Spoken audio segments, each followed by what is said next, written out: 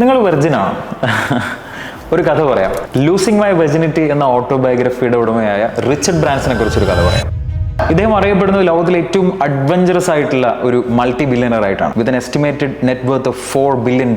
ഈ ബ്രാൻസിന് എത്രത്തോളം അഡ്വഞ്ചറസ് ആണെന്ന് വെച്ചാൽ, ഒരു മീറ്റിംഗിന് പോകാൻ നേരത്ത് ഫ്ലൈറ്റ് മൊത്തം ക്യാൻസൽ ആണെന്ന് അറിഞ്ഞപ്പോൾ എയർപോർട്ടിൽ ഒരു ഫ്ലൈറ്റും പറക്കാത്ത എയർപോർട്ടിൽ ഒരു ഫ്ലൈറ്റ് വാടകയ്ക്ക് എടുത്ത് അതിൽ പോകേണ്ട മൊത്തം യാത്രക്കാരെയും ആ എയർപോർട്ടിൽ നിന്ന് തന്നെ സെറ്റ് ചെയ്ത് യാത്ര പോയി മീറ്റിംഗിൽ അറ്റൻഡ് ചെയ്തതിന് ശേഷം പുള്ളി മനസ്സിലാക്കണോ ഇതിലൊരു മാർക്കറ്റ് ഗ്യാപ്പ് ഉണ്ടല്ലോ.